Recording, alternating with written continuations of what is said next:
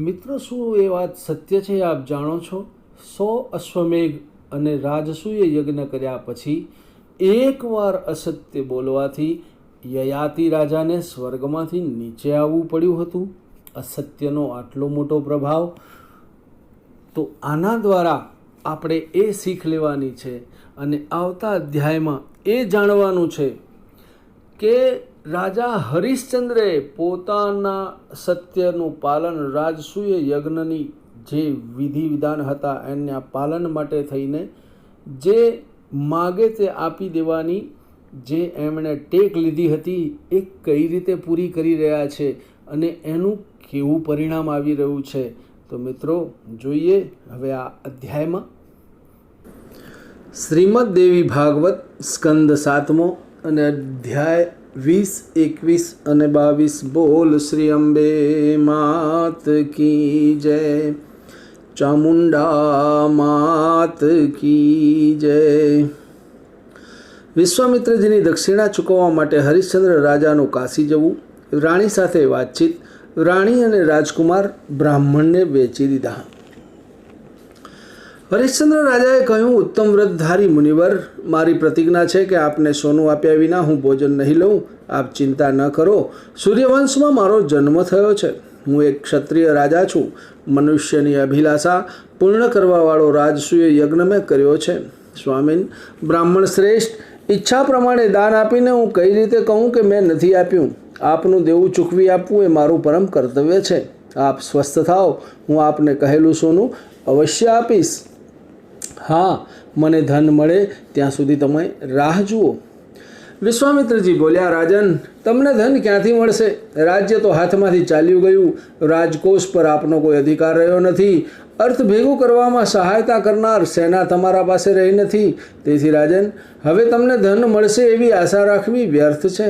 હું શું કરું?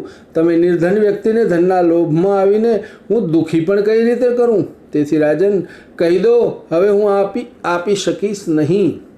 ત્યારે હું દક્ષિણા માટેની આશા છોડીને ચાલ્યો જઈશ. રાજેન્દ્ર, મારી પાસે સોનું નથી, આપને શું આપું? આમ કહીને તમારે તમારા પત્ની અને પુત્ર સાથે ચાલ્યા જવું જોઈએ.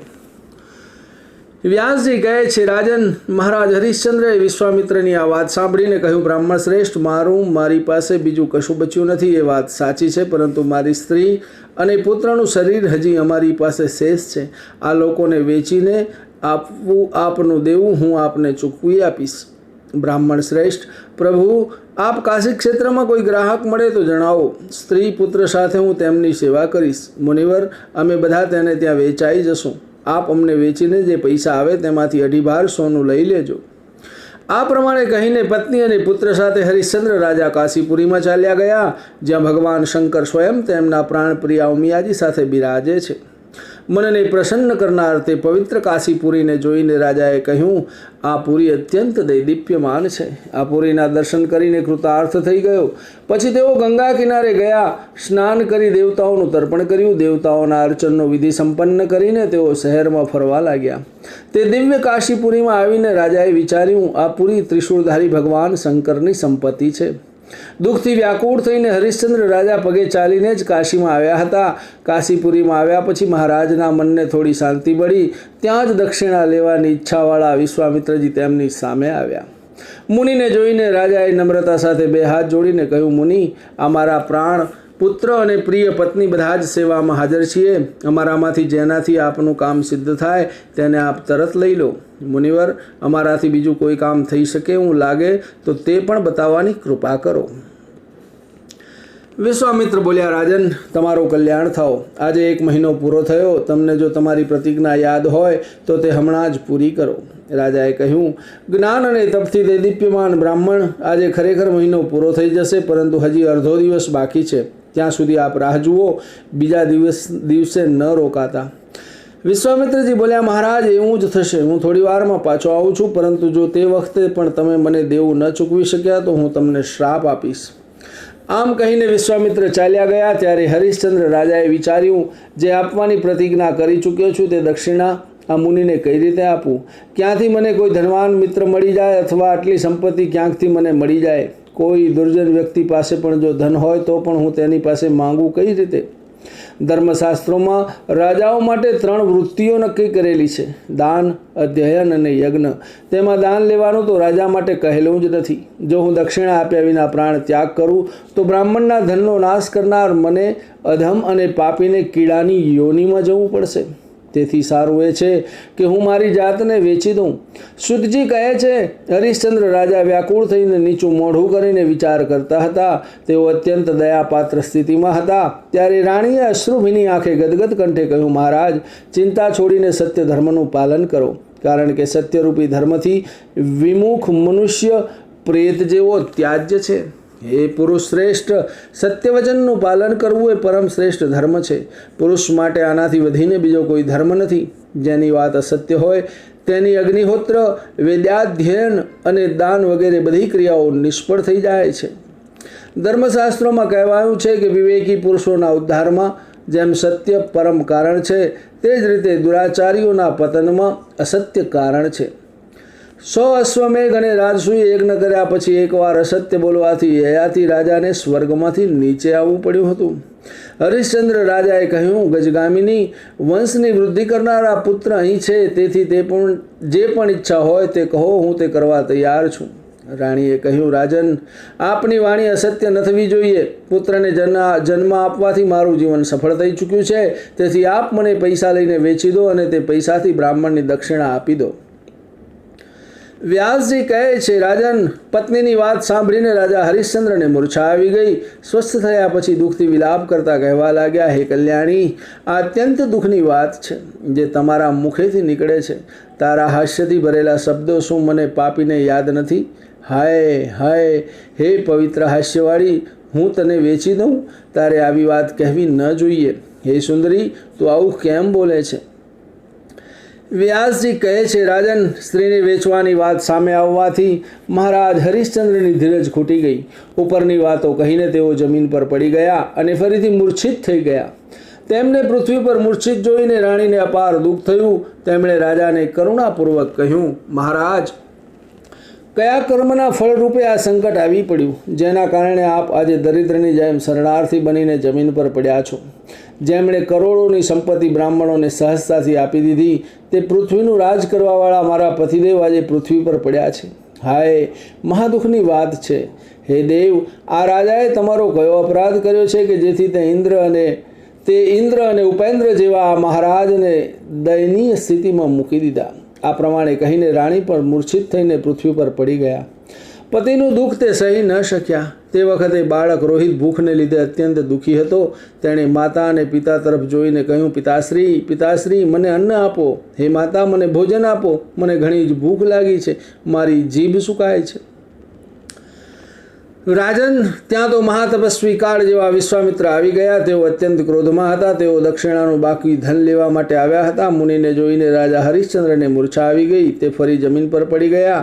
ત્યારે વિશ્વામિત્રજીએ તેમના પર જળ છાંટી કહ્યું, રાજેન્દ્ર, ઊભા થાઓ અને તમે મારી બાકી રહેલી દક્ષિણા આપવાની વ્યવસ્થા કરો, કારણ કે ઋષિઓનું ઋણ રોજે રોજ વધે છે. મુનિએ ઠંડા જળનો છંટકાવ કર્યો હતો. તેનાથી હોશમાં આવીને રાજાએ વિશ્વામિત્રજીની સામે જોયું. ત્યારે બ્રાહ્મણ શ્રેષ્ઠ વિશ્વામિત્રજી ક્રોધિત થઈને આશ્વાસન આપતા રાજાને કહેવા લાગ્યા. વિશ્વામિત્રજીએ કહ્યું, રાજન, તમે જો સ્વસ્થ થયા હો તો મને દક્ષિણા આપો, કારણ કે સત્યના પ્રભાવથી જ સૂર્ય તપે છે. સત્યના આધારે જ આ પૃથ્વી રહેલી છે. સત્ય એ જ પરમ ધર્મ છે તથા સત્યમાં જ સ્વર્ગ રહેલું છે. જો 100 અશ્વમેઘ યજ્ઞો અને સત્યને ત્રાજવામાં તોલવામાં આવે તો 100 અશ્વમેઘ યજ્ઞો કરતાં સત્યનું પલડું ભારે થશે. પરંતુ રાજા, આ બધી વાતો કરવાનો કોઈ અર્થ નથી. તમે મને મારી દક્ષિણા તરત આપી દો. જુઓ, તમે દક્ષિણા ન આપી શક્યા તો સૂર્ય અસ્ત થતાં હું તમને શ્રાપ આપીશ. આ પ્રમાણે કહીને વિશ્વામિત્ર ચાલ્યા ગયા. ભયથી ગભરાયેલા રાજાના દુઃખનો પાર ન રહ્યો. સુતજી કહે છે, આ જ સમયમાં વેદના પારંગત એક બ્રાહ્મણ તેમના ઘરમાંથી બહાર નીકળ્યા. તેમની સાથે બીજા ઘણા બ્રાહ્મણો હતા. તે તપસ્વી બ્રાહ્મણો આ તરફ આવી રહ્યા હતા. તેમને સામે આવેલા જોઈને રાણીએ હરિશ્ચંદ્ર રાજાને ધર્મ અને અર્થની યુક્ત વચનો કહ્યા. પ્રભુ, બ્રાહ્મણ ત્રણેય વર્ણના પિતા કહેવાય છે. પિતાના ધન પર પુત્રનો અધિકાર છે. તેથી મારી ઈચ્છા છે કે આપણે આ બ્રાહ્મણો પાસે ધન માટે પ્રાર્થના કરીએ. હરિશ્ચંદ્ર રાજાએ કહ્યું, દેવી, હું ક્ષત્રિય છું, દાન લેવાનો મારો ધર્મ નથી. બ્રાહ્મણો માટે માગવું શોભાસ્પદ છે, ક્ષત્રિયો માટે નહીં. બ્રાહ્મણ બધા વર્ણોના ગુરુ છે, તેમની તો હંમેશા પૂજા કરવી જોઈએ, તેથી ગુરુ પાસે માગવું યોગ્ય નથી.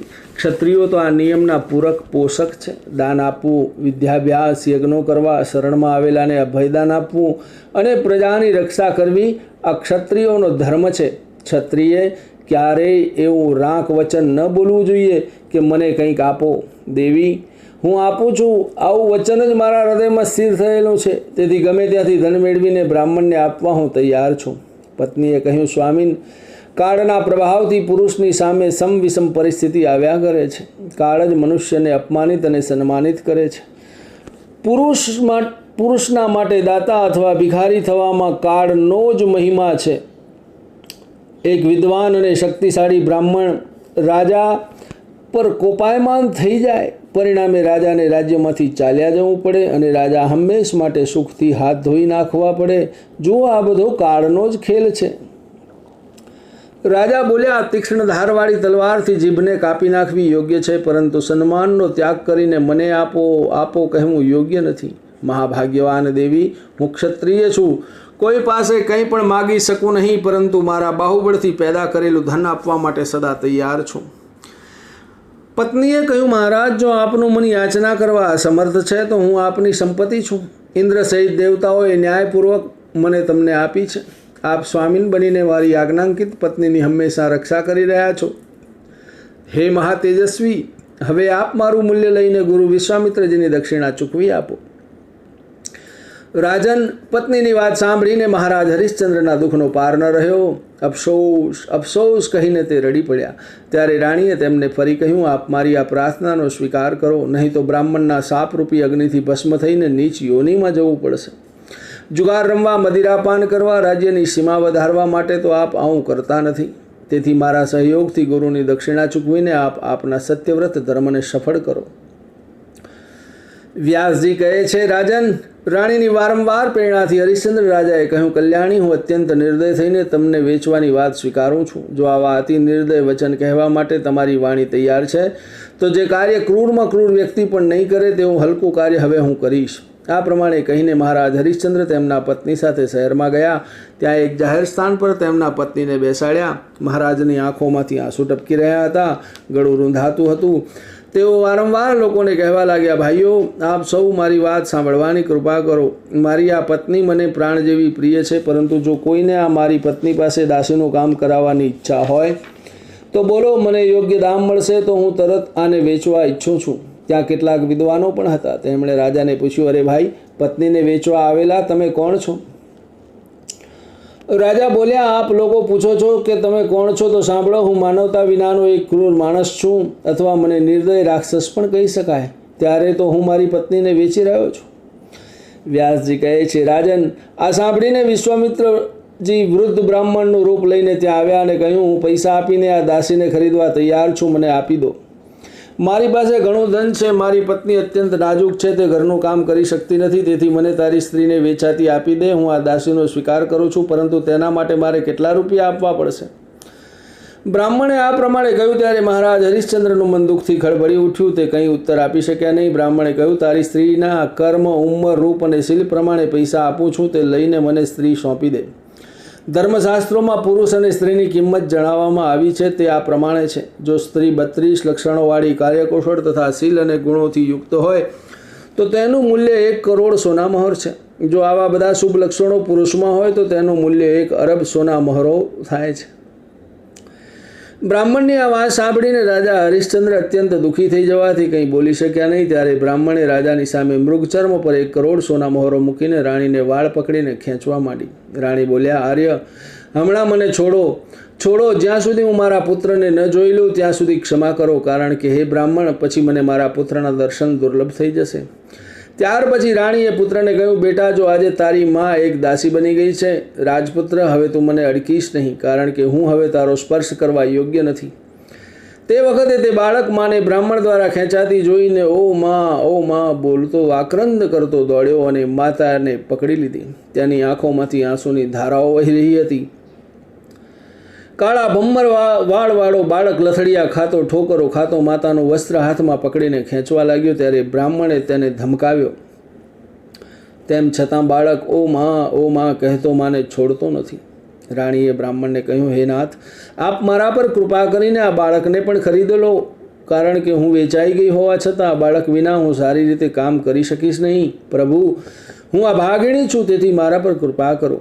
સુતજી કહે છે, અગાઉની જેમ બાળકની કિંમતની સોના મહોરો પણ હરિશ્ચંદ્રની સામે એક કપડા પર નાખીને બ્રાહ્મણે મા સહિત બાળકને પણ ખરીદી લીધો. બંને દાસ બની ગયા. પછી અત્યંત હર્ષ સાથે બંનેને લઈને તે બ્રાહ્મણ તેના ઘર તરફ ચાલ્યો. રાણીની સ્થિતિ તે વખતે અત્યંત દયાજનક હતી. તેની આંખો આંસુઓથી ભરેલી હતી. રાણીએ રાજાની પ્રદક્ષિણા કરી અને ઘૂંટણો ટેકવીને પ્રણામ કર્યા. રાણીએ કહ્યું, જો મેં દાન આપ્યું હોય, યજ્ઞ કર્યા હોય તથા મારા વ્યવહારથી બ્રાહ્મણો તૃપ્ત થયા હોય તો તે પુણ્યના પ્રભાવથી આ મહારાજ હરિશ્ચંદ્ર પતિ રૂપે મને ફરીથી તરત પ્રાપ્ત થઈ જાય. પ્રાણ કરતાં પણ વધારે પ્રિય રાણીને પગમાં પડેલી જોઈને રાજા હાય હાય કહીને રડવા લાગ્યા.